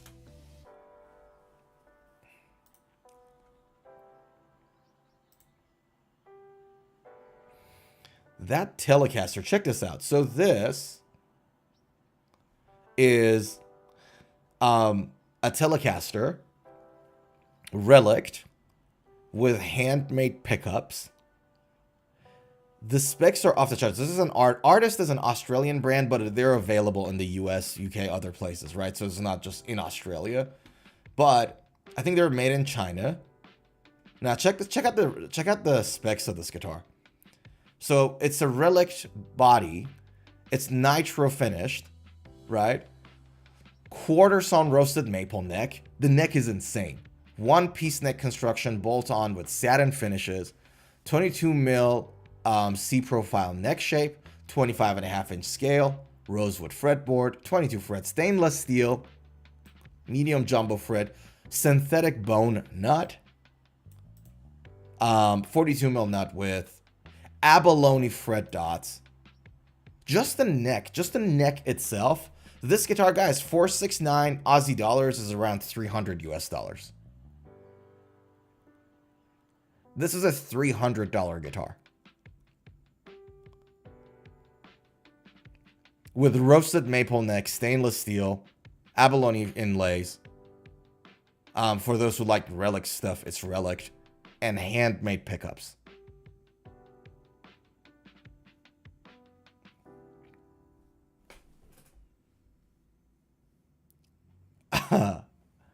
What more can you ask for on the neck of a $300 guitar? Right? Now, talking about the electronics, Lao handmade Alnico 5 single coils in both neck and bridge, 3-way switch, copper foil shielded cavity, and triple bleed. By the way, it's shielded cavity with copper foil, so you get less noise, less static, so you have a Faraday cage inside your guitar, and triple bleed. Right? Like, for a $300 guitar, it has everything you can ask for. Like, what more do you want? I mean, this is a good deal. Like, if someone wants to buy something between this and, say, a Squier Telecaster, I'd recommend them to buy this any given day. Yeah. Zuhair says, yeah, regulate, smarty, yeah. Did you discuss your favorite parts of the docket today already? No, we got some items on the docket. We'll talk about it. Shaolin says the relic doesn't seem nitro, it seems poly. It says nitro on the website. You could be right though. I don't know. Dorothy says item on the docket, please. All right, I heard you guys loud and clear. We want to go to the next item on the docket. I hear you. Let's get there then. So, check this out. I saw this and I thought this was interesting. This Japanese guitar maker is fashioning phone cases that will make your mobile look like vintage instruments. That was I thought that's an interesting one. I've never seen anything like this, so I thought to briefly touch this before we jump to the Music Man Ernie Ball guitar I want to talk about. Moonshine Craft and Custom has been overwhelmed by demand for phone cases which flash burst finishes and pickguards. So these ones. It's an actual luthier, by the way, in Japan. So what they've done, they literally used like same pieces of wood, same stuff, same material, and then turned it into phone cases from vintage guitar. Right. And so what happened, they're selling it for $67. And they have like burst finishes, relic, stuff like this going on. And I thought this is insane. I don't know how easy it is. Like if it's like rock solid, like made out of wood, I don't know how easy it is to pull it off your phone and put it back on. Because like, for example, if you look at my phone case, it's like a little flexible so you can peel it off. But with these ones, I'm not sure if you can or not. So I thought just quickly have a look at this one before we jump to the next, because I thought that was really interesting. You can have a guitar and then order them to build one similar to like your favorite guitar, and then your phone matches your guitar too. Anywho, the next item docket was the Music Man Sabre. I wanted to talk about. We haven't talked much about Music Man guitars on this stream. We talked about the Kaizen because I have one at home. We should eventually at some point talk about the Majesty. But I thought this is an interesting body design, so I thought I wanted to talk about it. Like already you can see how it's very dinky style, sort of like a smaller size body. And that usually that really gets my attention. These guitars are built for speed and just comfort. That small the tiny shrinkage in the size of the body is already like, an interesting thing to me.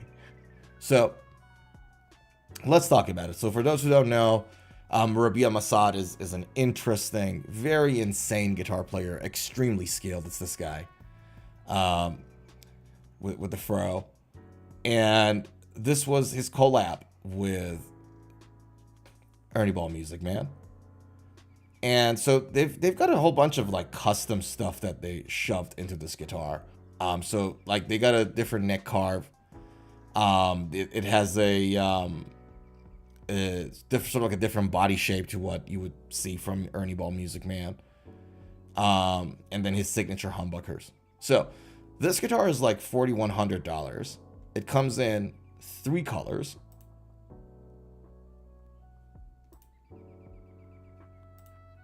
Right, out of which honestly I dig the blue one, but because I like the color blue. But check out the just the burst on this. So see that bit, guys? And that's like, if I'm not mistaken, just like how they did a good job contrasting the burst with the side of that guitar with that extra bit that's going on there.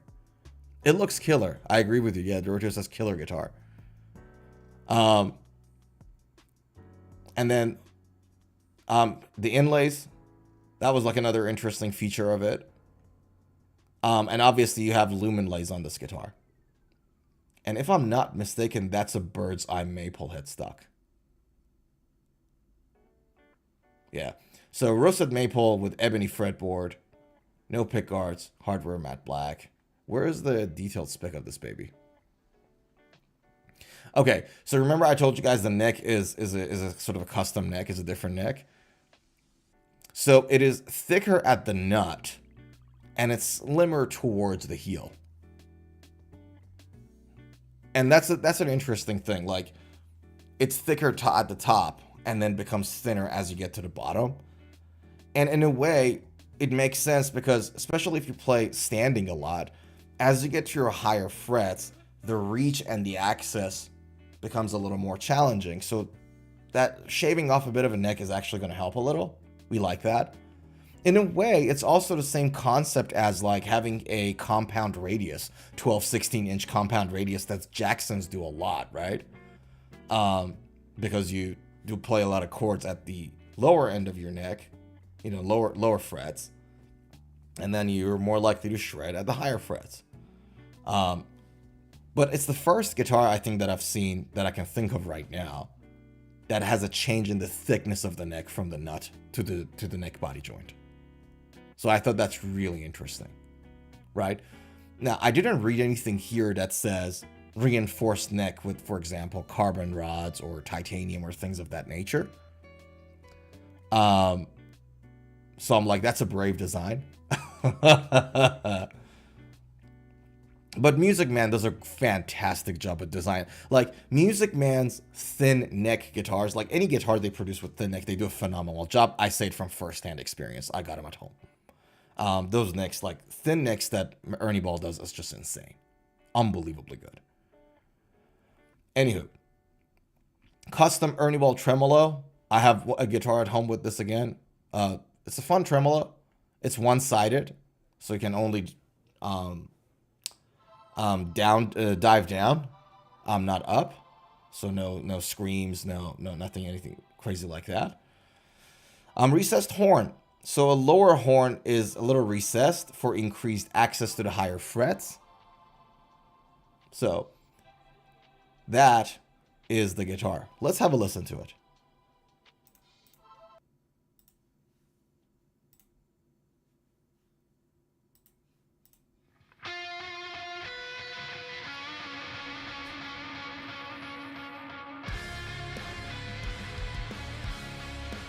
Alright, how's it going? My name's Rabea Massad and I'm incredibly excited to introduce a couple of new colours of my Ernie Ball Music Man artist model Sabre guitars. This colour is Carrion Burst. All those of you who are familiar with From Software and Elden Ring probably know the reference, but I'm a big fan of those video games and I wanted to pay my respects to the epicness of those games by naming my guitar colour after it. So Carrion Burst is just this awesome bold blue colour over this flame maple top. It just looks really nice. It pops in the light. and it's just a very, very beautiful looking guitar. This colour is called Emerald Hill Burst. Going back a little bit further in my video game inspiration, Sonic the Hedgehog 2, Emerald Hill being the first level. I didn't know that. It's basically this wonderful green colour, and it was really cool working with the guys at Music Man on this colour particularly to get it just right, how it sort of gets a little bit desaturated in the middle, but it's nice and deep towards the edge with this lovely burst. I'm just a very big fan, and never had a green guitar, so it's very cool to have one now. And I think both these colours side by side just look sick. That emerald blue is insane, by the way. I really like the blue.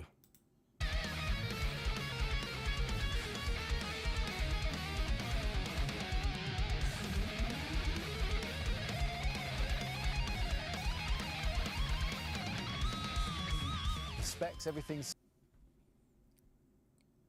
I can hear 80s guitar fans salivating on what they just heard.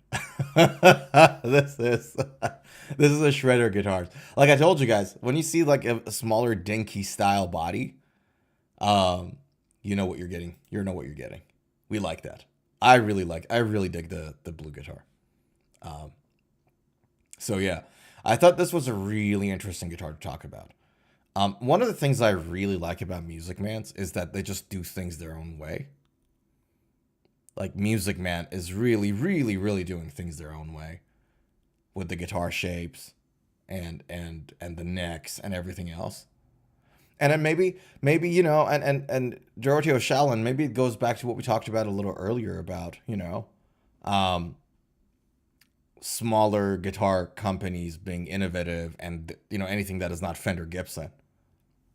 Music Man is a great candidate. Is an insane candidate.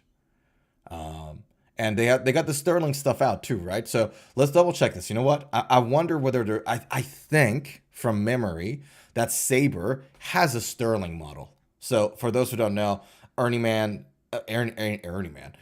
Music Man has an affordable brand, like similar to what Squier is to Fender or what Epiphone is to Gibson. Sterling is to Music Man, and I have a feeling that there is a Sterling. So Sabre, Sterling.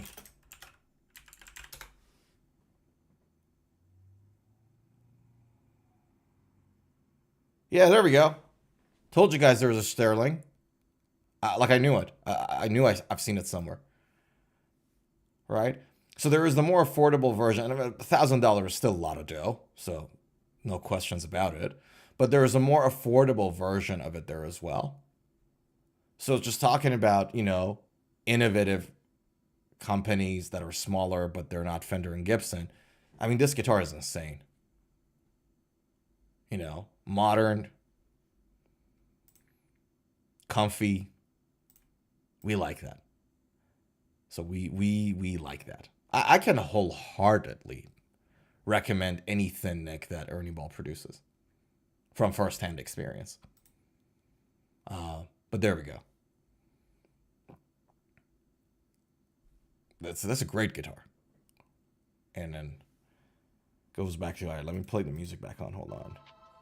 Goes back to what we talked about earlier. Yeah.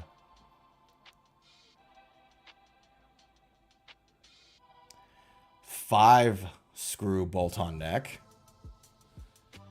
Is it me or this neck really, like, I know that it looks like bird's eye maple. It really does. Is it just me, or is it, what do you guys, hold on, let me make it bigger for you guys. Have a look. Doesn't it look like bird's eye maple? Swear to God, this is. And if it is bird's eye maple, I'm surprised that they're not using it for selling material. Bird's eye maple look beautiful.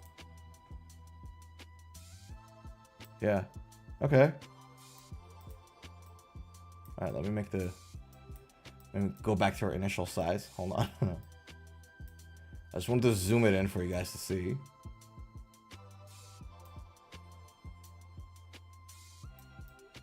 There we go. All right, let me show you guys something.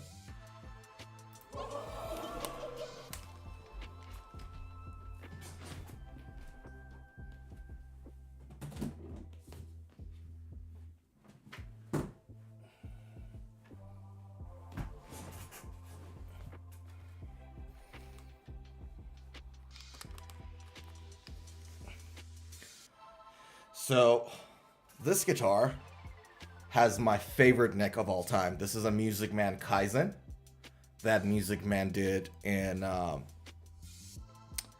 collaboration with Tosin Abasi. This is a thin C-shaped neck that they've got. And I can wholeheartedly say that it's the best guitar neck I've ever touched in my life. With things that I've owned, my own guitars, and things that I've played in stores or friends' guitars and all that jazz. I've never played with a neck more comfortable. I just have not.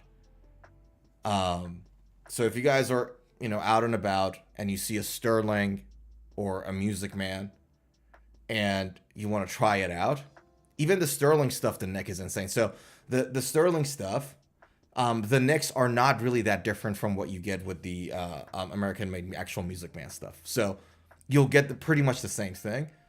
Just go and touch it and play it and see how you feel about it. If you like fast, thin necks, you'll just love it. It's just so fun to play with these ones.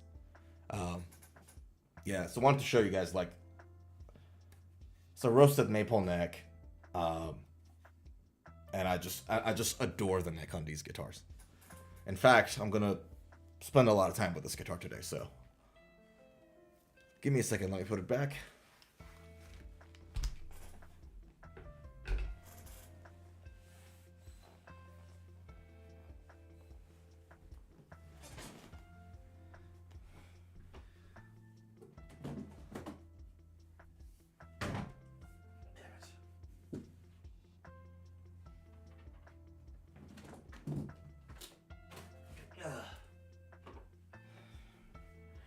There we go.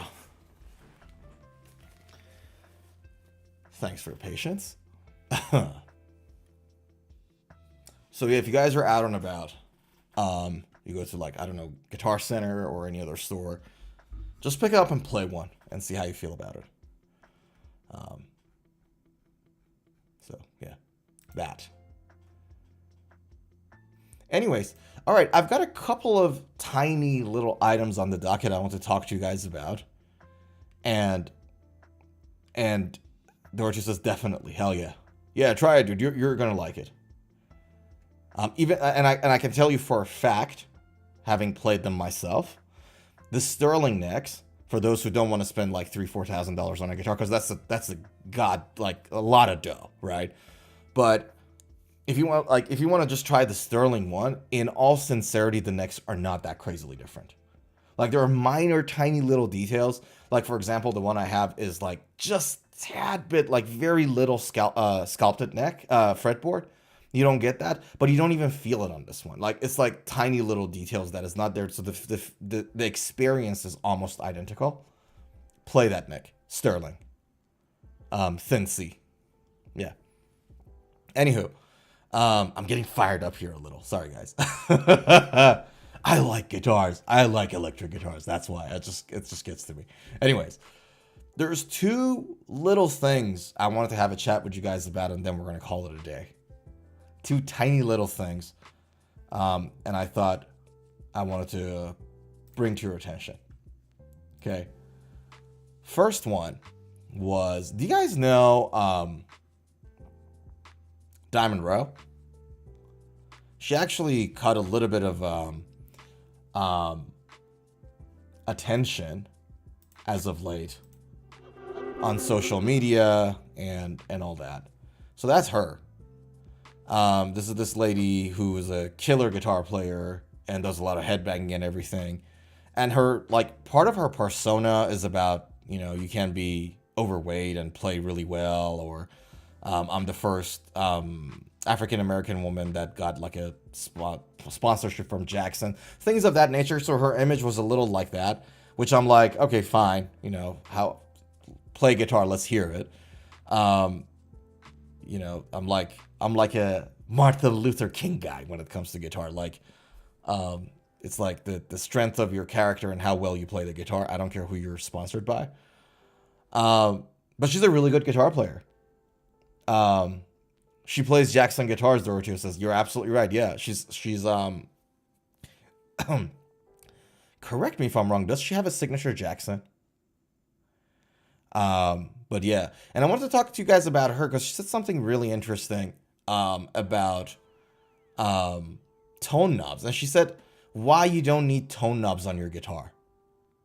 And I was like, no. Like when I read that, I'm like, no. Right? She's like, in all the years I've been playing since I was a child, I don't remember ever adjusting a tone knob for literally anything. Right? So, right. Last year, Diamond Rowe became Jackson's first ever female signature artist. And the monster single cut Monarch guitar that came out of the partnership quickly established itself as an unrelenting weapon of EMG-loaded brutality. It's this guitar, guys, by the way. It's a Jackson Les Paul, basically, with a curved headstock like that. That's the guitar we're talking about.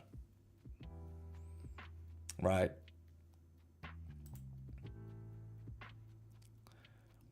Now, she said this. Honestly, the first adjustment I made when we were putting the specs together for this guitar was to get rid of the tone knobs. It was like the very first thing I told them, because in all the years I've been playing since I was a child, I don't remember ever adjusting a tone knob for literally anything. So I'm like, you know what? Clearly I'm not going to miss it. So I just did 2 volume knobs.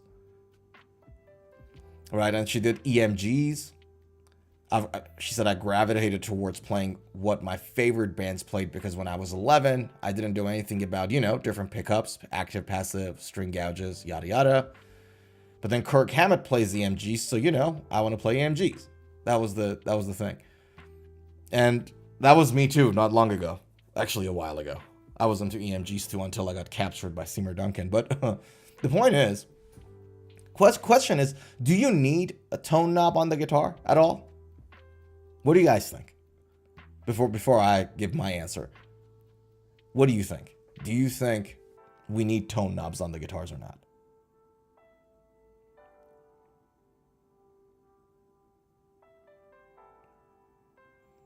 Zuhair says, I agree with her. I have a live streamer friend, a pro guitar player, who feels the same way. We never used our tone knobs ever. Okay. Yeah, I hear you. Dorothea, what do you think? Tone knob on the guitar, need it or don't? Here's the thing.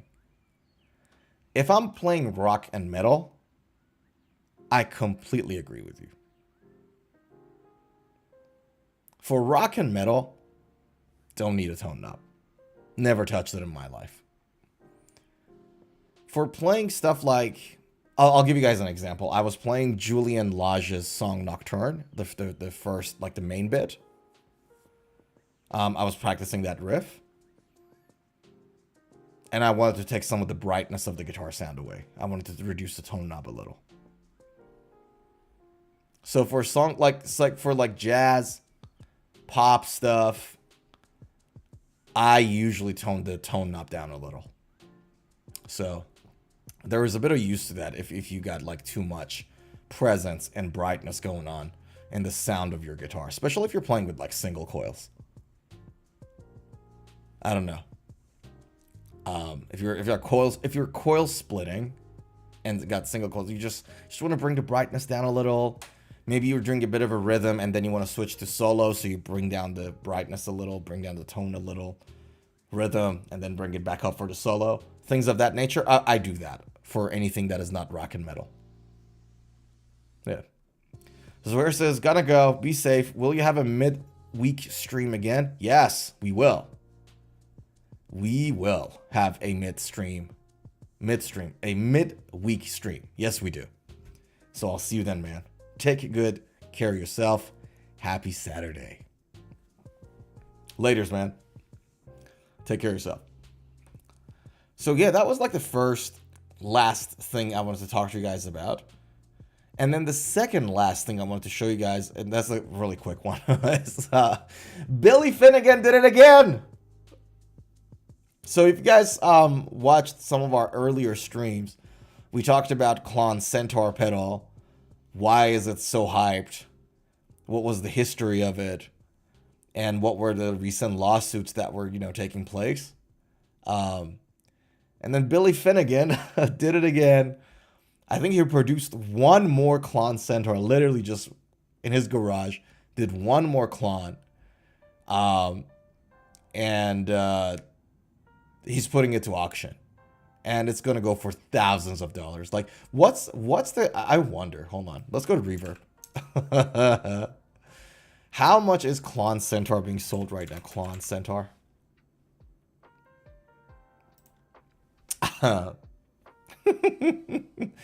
It's half price right now for 8,000 Aussie dollars. So that's about 6,000 US dollars.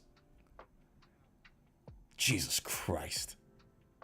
Half price at 6,000. So at some point the guy was selling it. Who's that? The guy's in Japan, by the way. At some point the man was selling it for $12,000 a pedal. Whew. So yeah, Billy Finnegan did another one again. I'm so surprised, man. I'm so surprised he's not doing any more. So he's auctioning a new Klon Centaur again, which I thought it was hilarious. I was just like, laughed my ass off when I heard it.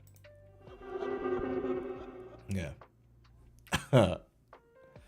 So anyways, guys, I think we're gonna leave it here. We've been on for almost 2 hours now. And I think we've covered everything we wanted and a lot more. So, as it is customary at the end of the stream, what I am going to do is stop the music for a second. And I am going to say, guys, this is to your health. This is coffee. Thanks so much for hanging out. It's always a lot of fun chit-chatting with everybody. And we love guitars, we love chats, we love laughs, being silly and everything, and it's just a good time for me coming here and chatting out with you guys. So this is To Your Health, guys. Thanks so much for hanging out. You guys could have been anywhere else and you're hanging out with me. I appreciate it. Thank you. So with that said, if you haven't subscribed to the channel, please do. If you haven't liked or hyped this video, please do. That spreads our love of electric guitars to everybody. And that's what we want to do. And with that said, guys, take good care of yourself. We have a bunch of videos coming in this week. They're already in the pipeline. Check them out. And if I don't see you there, I will see you in our next stream.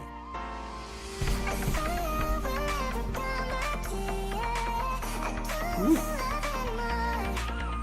How am I gonna sleep now? With all that coffee and energy, I don't know. Woo! Oh, baby! Yeah! Play guitar, practice, guys. We live once. Enjoy it.